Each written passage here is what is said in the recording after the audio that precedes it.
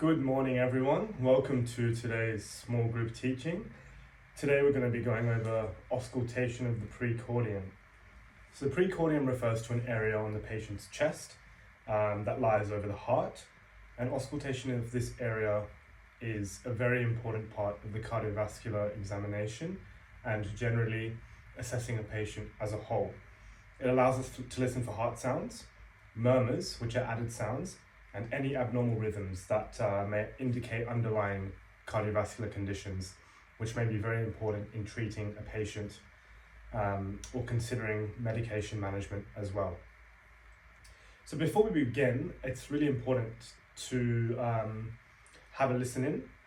There's just two of you here today with me, so listen in carefully. I'm going to I'm going to talk you through what we're going to do on the patient and tell you how to do it and why it's important.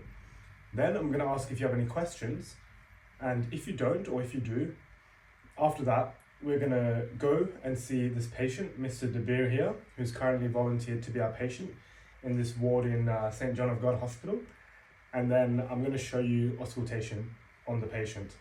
This is going to allow you to get an experience of what it's like to auscultate on a real patient.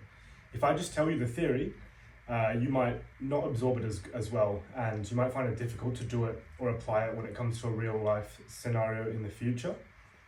And after that, I'll give you guys some time to do it on the patient yourself, and I will give you some feedback after, and then we can discuss the steps moving forward. So before we begin, I'd like to talk about the appropriate environment and position of the patient. So I think the patient should be lying flat on a bed, and you can elevate the head to about 30 to 45 degrees. This allows you to listen to the heart in the best angle and gives you the best opportunity to listen to the heart sounds properly. The patient should be relaxed, and if you're using a stethoscope, which obviously you should be at some point, make sure that it's turned to the right position, and you're using this side of the stethoscope, guys, okay? So guys, if you just whip out your stethoscopes, put them in your ear, and show me how you'd turn it on. So you want to make sure you can hear it when you tap this side, just make sure that it's working, so you loud tapping ears. Now, auscultation recording involves 4 key points of so you have one for the patient's clavicle on both sides. So that's the one up here, just back to the neck, and you've got half a gram, so if you guys try feeling the clavicle yourself, have a feel, go to the middle, and you want to count down 5 rib spaces. So you should be able to feel an area between the ribs. So if you go 1, 2, 3, 4, 5. Now in the 5th space, that's where you're going to listen to your first heart sound. So just try to demonstrate it on each other. Okay guys, well done. I hope you've all felt the 5th intercostal space in the mid-clavicular line. That's where your apex beat is going to be. Now, moving on to the next heart sound where we're going to listen, we're going to go to the 5th intercostal space on the right sternum border. So if you feel the sternum, that's a big bone in the middle of the chest, you can feel it, you can press it. I want you to feel on each other where the sternal angle is, so it's the edge of the sternum, and then count down to the same 5th intercostal space that you felt for the first beat.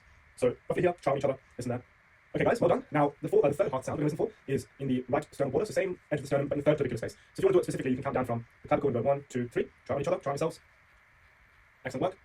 And then the final and 4th heart sound we're listening for is on the same 3rd clavicular space, but on the left sternal edge. So you can count down from the clavicle 1, 2, 3, and have a listen there. Does that make sense? Does anyone have any questions? So can you guys, I want 2 of you to each say 2 positions for the heart sounds, each, and record it back to me, where we're going to listen for the heart sounds. Excellent work. Okay, so now I'm going to demonstrate this on the patient. So let's go and introduce ourselves to our patient. So we're at the patient's bedside now.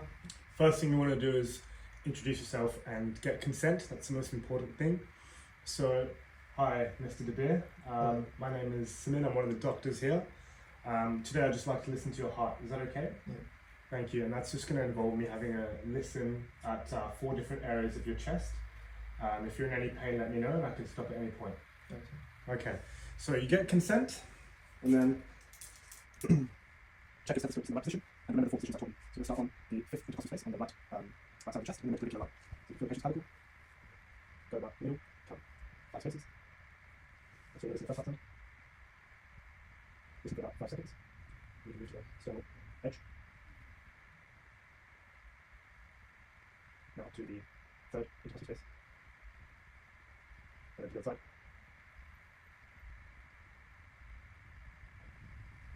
So guys, that's how you effectively auscultate the precordium. Now I'm going to get you guys to demonstrate it on. Hey Mr. De Beer, my name's Josh. I'm one of the medical students. I was wondering if I could have a listen to your heart. Yes, that's okay. Okay. Okay. How do I do this? Okay.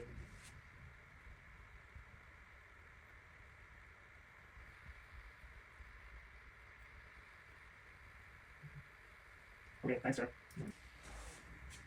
Okay, guys, excellent job. What do you think you guys did well? let's get some feedback going. You've both had a shot now. Tell me, what are 2 things that you think you did well?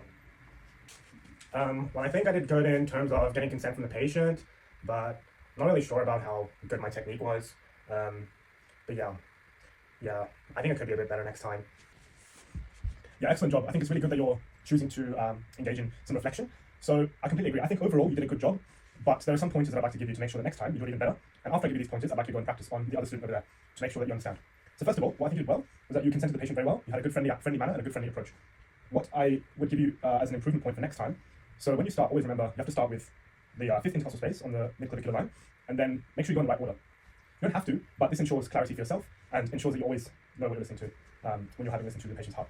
Additionally, you can also listen for a couple more seconds. I think you want to aim for about 5 to 7 seconds to make sure that you're listening for any added sounds and you're not missing anything. But overall, good job.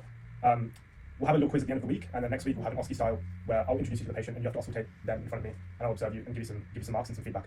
Feel free to practice on each other. It's the best way to learn, and practice on the patients you see on the wards as well whenever you can. Good job, guys. Well done. Oh yeah, that makes sense. I'll do that next time. So, can we do this again in like 1 week so I can make sure that I understood how to do it?